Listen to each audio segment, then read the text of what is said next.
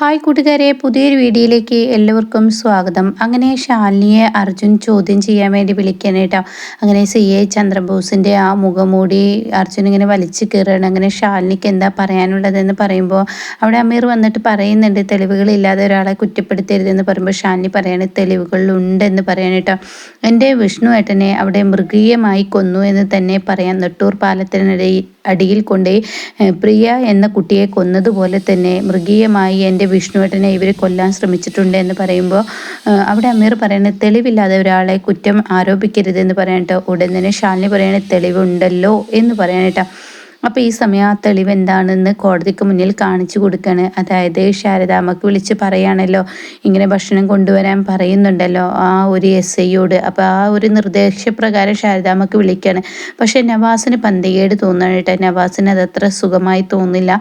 അങ്ങനെ നവാസ് പിന്നീട് CA ചന്ദ്രബോസിനെ ഇങ്ങനെ ഫോളോ ചെയ്തു പോകുന്നുണ്ട് കേട്ടോ. അങ്ങനെ CA ചന്ദ്രബോസ് ഈ ശാരദാമ്മ ഈ ഭക്ഷണം കൊണ്ടുവരുമ്പോൾ ശാരദാമ്മ നേരിൽ കൊടുക്കരുതെന്നും അത് മാറ്റി വെക്കണം, ഞങ്ങൾ കൊടുത്തോളാം എന്ന് പറഞ്ഞ ആ വാക്കുണ്ടല്ലോ, അതുമൊക്കെ ഇങ്ങനെ സംശയം തോന്നണം കേട്ടോ. ഇത്രയും സ്നേഹത്തോടു കൂടി വിഷ്ണുവിനോട് ഒരു അരമണിക്കൂറിനുള്ളിൽ പെരുമാറുന്നത് കാണുമ്പോൾ നവാസിന് അത് സംശയം തോന്നിയത് കൊണ്ട് തന്നെ ഷാനി ഏൽപ്പിച്ചത് കൊണ്ട് തന്നെ നവാസ് CA ചന്ദ്രബോസിനെ പിന്തുടർന്ന് പോവാണ് കേട്ടോ. അങ്ങനെ ശാരദാമ്മ അവിടെ നിന്നും ഇറങ്ങിയതിന് ശേഷം നവാസ് കാണുന്ന കാഴ്ച CA ചന്ദ്രബോസ് കാണാൻ ശാരദാമ്മ കൊണ്ടുവന്ന ഭക്ഷണത്തിൽ ഒരുപാട് ഗുളികൾ പൊടിച്ച് ചേർക്കുന്ന കേട്ടോ. അത് കാണുന്ന നവാസ് ഒന്ന് ഞെട്ടിപ്പോകുന്നുണ്ട്. അങ്ങനെ ഈ ഗുളികകൾ അതിൽ പൊടിച്ച് ചേർത്ത് പിന്നീട് ആ ഭക്ഷണം വേറൊരുത്തനോട്, ഒരു കോൺസ്റ്റബിളിനെ വിളിച്ച് ഇത് ഈ പറയുന്ന വിഷ്ണുവിന് കൊണ്ടുകൊടുക്കുക, ശാരദാമ്മ കൊണ്ടുവന്ന ഭക്ഷണമാണെന്ന് പറഞ്ഞ് കൊണ്ടുകൊടുക്കുക എന്ന് പറയുന്നുണ്ട് കേട്ടോ. അങ്ങനെ ആ സത്യം കോടതിക്ക് മുന്നിൽ നേരിട്ട് അങ്ങ് ശാലിനി വീഡിയോ ആയി തന്നെ കാണിച്ചു കൊടുക്കുകയാണ്.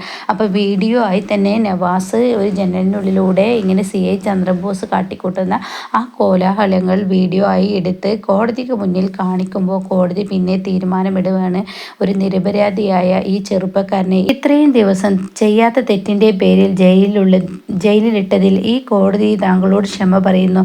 അതിന് കാരണക്കാരായ CA ചന്ദ്രബോസിനെ ഈ കോടതി വെറുതെ വിടാൻ തീരുമാനിച്ചിട്ടില്ല എന്ന് പറയുമ്പോഴേക്കും CA ചന്ദ്രബോസ് ആകെ വിയർക്കാണ് കേട്ടോ. എന്നാൽ ഈ സമയം അതുപോലെ ഒരു വിയർക്കൽ മധുഷയ്ക്കുണ്ട്.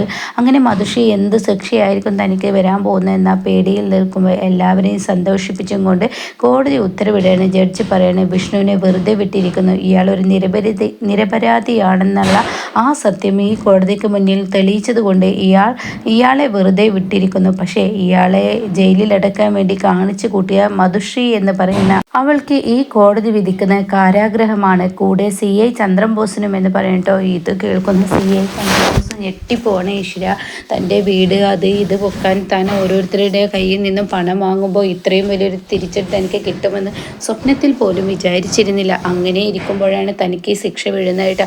അങ്ങനെ ഈശ്വര എന്ന ഭാവത്തിൽ നിൽക്കുമ്പോൾ സത്യഭാമയും ഷാനിയും അർജുനൊക്കെ ഇങ്ങനെ പൊട്ടിച്ചിരിക്കാനായിട്ട് അവർക്ക് വാക്കുകളില്ല. അത്രയും സന്തോഷമാവാണ് വിഷ്ണുവിനെ വെറുതെ വിട്ടിരിക്കുന്ന. അപ്പോഴേക്കും അർജുൻ എന്ന് ചെന്നിട്ട് അമീറിനോട് പറയണേ, എപ്പോഴും സത്യത്തിൻ്റെ ഭാഗത്തേണ്ടവ് വാദിക്കാൻ പാടുള്ളൂ, ഒരു വക്കീൽ കൂട്ടിട്ട് എന്ന് കരുതി ഈ വൃത്തികെട്ട ഈ മൃഗങ്ങളുടെ സ്വഭാവമുള്ള ഇവരെ പോലെയുള്ള ക്രൂരന്മാരെ ഒരിക്കലും വളർത്തി വലുതാക്കരുത്.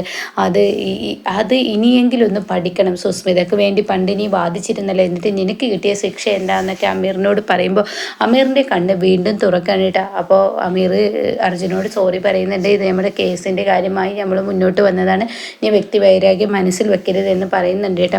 അങ്ങനെ കോടതി വിഷ്ണുവിനെ വെറുതെ വിടുമ്പോൾ ഇവിടെ CA ചന്ദ്രബോസിനെ ജയിലിലോട്ട് തള്ളാനുള്ള ആ ഉത്തരവ് പറഞ്ഞിരിക്കുകയാണല്ലോ. അപ്പോഴേക്കും നവാസ് വന്നിട്ട് CA ചന്ദ്രബോസിന് തൻ്റെ കയ്യിലുള്ള ഗണ്ണ് കാട്ടിടോ എന്ന് പറയുന്നുണ്ട്. അപ്പോഴേക്കും CA ചന്ദ്രബോസ് തൻ്റെ തലയിൽ വെച്ചിരിക്കുന്ന ആ തൊപ്പിയൊക്കെ എടുത്തു മാറ്റണം കേട്ടോ. അങ്ങനെ CA ചന്ദ്രബോസിനെയും മധുഷിയെയും വിലങ്ങിട്ട് കൊണ്ടുപോകും. മധുഷിയോട് ഷാലിനി പറയും, എടി എപ്പോഴും നന്മയാണ് വിജയിക്കത്തുള്ളൂ, തിന്മ വിജയിക്കില്ല, അത് നീ മനസ്സിലാക്കണം. ധർമ്മത്തിന് വേണ്ടി യുദ്ധം ചെയ്യുക, അധർമ്മത്തിന് വേണ്ടി ആരും യുദ്ധം ചെയ്യരുത്. അതിൽ കിട്ടുന്നത് ഇങ്ങനെയൊക്കെ തന്നെ ആയിരിക്കും.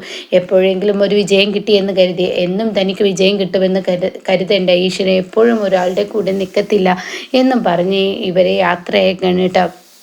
ഈ സമയം മോനെ വിഷ്ണു എന്ന് പറഞ്ഞ് സത്യഭാമ ഓടി വരുമ്പോൾ ഉടൻ തന്നെ വിഷ്ണു തുറിച്ച് നോക്കിക്കൊണ്ട് സത്യഭാമയെ ആ നോട്ടത്തിൽ തന്നെ പോ എന്ന് പറയുന്ന ആ ഒരു രീതിയിലൂടെ വിഷ്ണു അങ്ങ് പോവാണ് കേട്ടോ. ഈ സമയം വിഷ്ണു ഇട്ടാ എന്ന് പറഞ്ഞ് ശാലിനെ വിളിക്കുമെങ്കിലും കൂടിയിട്ട് വിഷ്ണു വിളി കേൾക്കില്ല. വിഷ്ണു ദേഷ്യത്തോടു കൂടി പോവാണ് കേട്ടോ. പിന്നീട് പപ്പിയാണ് കാണിക്കുന്നത്. പപ്പി രാഘവനെ ഉമ്മറത്തിരിക്കുന്നുണ്ട്. പപ്പി ഇങ്ങനെ ടെൻഷൻ അടിച്ച് നിൽക്കുമ്പോൾ പൊന്നി പറയുന്നുണ്ട്, എന്തിനാ മോളെ നീ ഇങ്ങനെ ടെൻഷൻ അടിക്കുന്നത്? എൻ്റെ വിഷ്ണു അച്ഛൻ എന്തായാണോ, എൻ്റെ വിഷ്ണു അച്ഛൻ രക്ഷപ്പെട്ടാണാവോ എന്നൊക്കെ പറയുമ്പോഴാണ് വീട്ടുമുറ്റത്ത് കാർ വന്ന് നിൽക്കുന്നത്. അത് കാണുന്നതിനോട് കൂടിയിട്ട് പപ്പി അതിൽ ആരാ വന്നിരിക്കുന്നതെന്ന് നോക്കുമ്പോൾ തൻ്റെ വിഷ്ണുവച്ചൻ ആ വണ്ടിയിൽ നിന്ന് ഇറങ്ങുന്നു കേട്ടോ. അയ്യോ എൻ്റെ വിഷ്ണുവച്ചൻ വന്നേ, എൻ്റെ വിഷ്ണുവച്ചൻ വന്നേ എന്ന് പറഞ്ഞ് കുട്ടി കൈകൊട്ടി ചിരിക്കുക, വിഷ്ണുവിനെ കെട്ടിപ്പിടിക്കുകയൊക്കെ ചെയ്യുമ്പോൾ വിഷ്ണു അതുപോലെ കുഞ്ഞിനെ ഉമ്മ ഒക്കെ കൊടുക്കുന്നു കേട്ടോ. ഇതേ സമയം രാഘവൻ എൻ്റെ പൊന്നു മോന് വന്നില്ലേ, ഒരുപാട് ദുരിതങ്ങൾ അനുഭവിച്ച് എൻ്റെ മോൻ എൻ്റെ അടുത്തോട്ട് എത്തിയില്ലേ എന്ന് പറയുമ്പോൾ തീർച്ചയായും അച്ഛാ ഞാൻ ഇത് അനുഭവിച്ചതല്ല, എന്നെക്കൊണ്ട് അനുഭവിപ്പിച്ചതാണ് എന്ന് പറഞ്ഞിട്ട് ഇത് കേൾക്കുന്ന രാഘവൻ പറയാൻ, ശരിയാണ് എൻ്റെ മോൻ പറഞ്ഞത്, ഒരു കണക്കിന് പറയുകയാണെങ്കിൽ ഇതിനെല്ലാം കാരണം എൻ്റെ അമ്മയാണെന്ന്. അപ്പോഴേക്കും വിഷ്ണു പറയാണ്, ഇതിനെല്ലാം കാരണം എൻ്റെ അമ്മയാണ്. എൻ്റെ അമ്മ ഈ ക്രൂരതകൾ ചെയ്തത് കൊണ്ട് തന്നെ ഇനി എനിക്ക് ഈ വീട്ടിൽ നിൽക്കാൻ കഴിയില്ല. ഇനി അമ്മക്കും ഒപ്പം ഞാൻ നിന്ന് കഴിഞ്ഞ് ഇന്നിപ്പോൾ മധുഷി ചെയ്തതുപോലെ ഒരു പാവം പെൺകുട്ടിയുടെ ബോഡി നെട്ടൂർ അടിയിലിട്ട് കത്തിക്കരിച്ചതുപോലെ നാളെ ഞാൻ ഇഞ്ചിഞ്ചായി മരിക്കുന്നത് കാണാൻ എനിക്ക് പറ്റില്ല. അതുകൊണ്ട് ഞാൻ ഈ വീട്ടിൽ നിന്ന് ഇറങ്ങുന്നു എന്ന് പറഞ്ഞ് വിഷ്ണു മുകളിലോട്ട് ഓടിപ്പോവാനിട്ടാ. എന്നാൽ ഇത് കണ്ട് ശ്യാമയും ഈ പറയുന്ന പൊന്നിയും പിള്ളയും രാഘവനും ഒക്കെ ഞെട്ടി നിൽക്കുമ്പോഴാണ് സത്യഭാമ ഓടി വരുന്നത് കേട്ടോ. എൻ്റെ മോൻ ഇങ്ങോട്ടേക്ക് വന്നോ എന്ന് ചോദിക്കുകയാണ്. അപ്പോൾ എന്തിനാ, നിൻ്റെ മോൻ വന്നിട്ടുണ്ട്, അവന് പെട്ടിയെടുക്കാൻ പോയിരിക്കുകയാണ്. എന്താ രാഘവേട്ട നിങ്ങൾ പറയുന്നത്, പെട്ടിയെടുക്കാനോ? അപ്പോഴേക്കും വിഷ്ണു അവിടെ ഇറങ്ങി വരികയാണ് കേട്ടോ.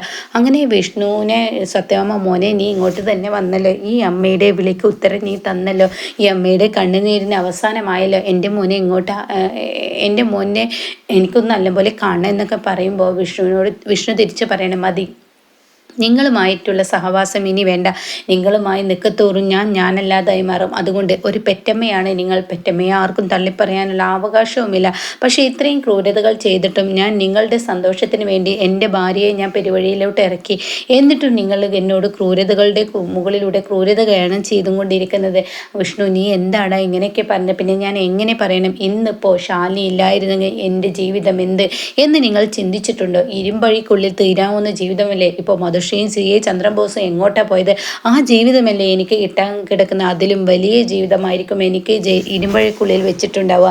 അതുകൊണ്ട് തന്നെ ഇനി ഒരു ഇരുമ്പഴിക്കുള്ളിൽ കയറാനും ഇനി മറ്റുള്ളവർക്ക് വേണ്ടി ജീവിക്കാനും ഞാൻ തയ്യാറല്ല. പെറ്റമ്മ എന്ന് കരുതി പലതും കണ്ടും സഹിച്ചും കേട്ടും ഞാൻ ഇവിടെ നിന്നിട്ട് എനിക്ക് കിട്ടിയ ശിക്ഷ എന്താ? അതുകൊണ്ട് ഞാൻ ഇറങ്ങുന്നു എന്ന് പറയുമ്പോൾ, മോനെ നീ എന്താടാ എന്നോട് ഇങ്ങനെ പറയുന്നത്, നീ ഇറങ്ങല്ലടാ.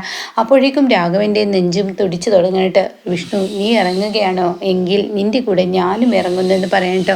ഇത് കേൾക്കുന്നതിനോടുകൂടി എല്ലാവരും ഒന്ന് ഞെട്ടിപ്പോവാണ്. കൂടെ സത്യഭാമ, ഈശ്വര തനിക്ക് ചിന്തിക്കാൻ പോലും കഴിയുന്നില്ല, ഇവർ രണ്ടുപേരും എന്നെ വിട്ട് ഇറങ്ങുകയാണോ എന്ന ഭയപ്പാടിൽ സത്യഭാമ പറയണം, ആഹാ മക്കൾക്കും ഭർത്താവിനും വേണ്ടി മാത്രം ജീവിച്ചവളാണ് ഞാൻ, അതുകൊണ്ട് ഇനി എന്ന് പറയുമ്പോഴേക്കും വിഷ്ണു പറയണം, മതി, നിങ്ങളുടെ വാക്ക് എനിക്ക് കേൾക്കണമെന്നില്ല, ഇനി കൂടുതലായി കേൾക്കുകയും വേണ്ട, അതുകൊണ്ട് ഞാൻ ഇറങ്ങുന്നു. അച്ഛനെ എൻ്റെ കൂടെ പോരണമെങ്കിൽ പോരാ, അച്ഛനെ ഞാൻ തടയില്ല.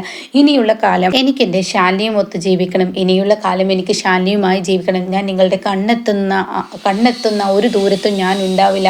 നിങ്ങൾക്ക് എൻ്റെ ഈ ശാലിനിയെ കാണാൻ പറ്റില്ല. നിങ്ങൾക്ക് എൻ്റെ ശാലിനിയോട് പകയാണ്, വിദ്വേഷമാണ്, വൈരാഗ്യമാണ്. അത് തീരില്ല. അത് ശാലിനി മരിച്ചാലും ഞാൻ മരിച്ചാലും നിങ്ങളുടെ പക തീരില്ല. അതുകൊണ്ട് തന്നെ എത്ര നിങ്ങളുടെ കൺമുന്നിൽ ഞങ്ങൾ ഉണ്ടാകുമ്പോഴും ഞങ്ങൾക്ക് മനസ്സമാധാനത്തോടു കൂടി ജീവിക്കാൻ കഴിയില്ല. അതുകൊണ്ട് നിങ്ങൾക്ക് ഇനി നോക്കിയാൽ എത്താത്ത ആ ദൂരത്തേക്ക് ഞങ്ങൾ മായുന്നു എന്നിങ്ങനെ വിഷ്ണു പറയുന്നു കേട്ടോ. അങ്ങനെ വിഷ്ണു സത്യഭാമയുടെ ആ ഒരു മുഖത്തടിക്കുന്നത് പോലെയുള്ള ആ വാക്കുകൾ പറഞ്ഞ് അവിടെ നിന്നും വിഷ്ണു ഇറങ്ങുന്നു കേട്ടോ.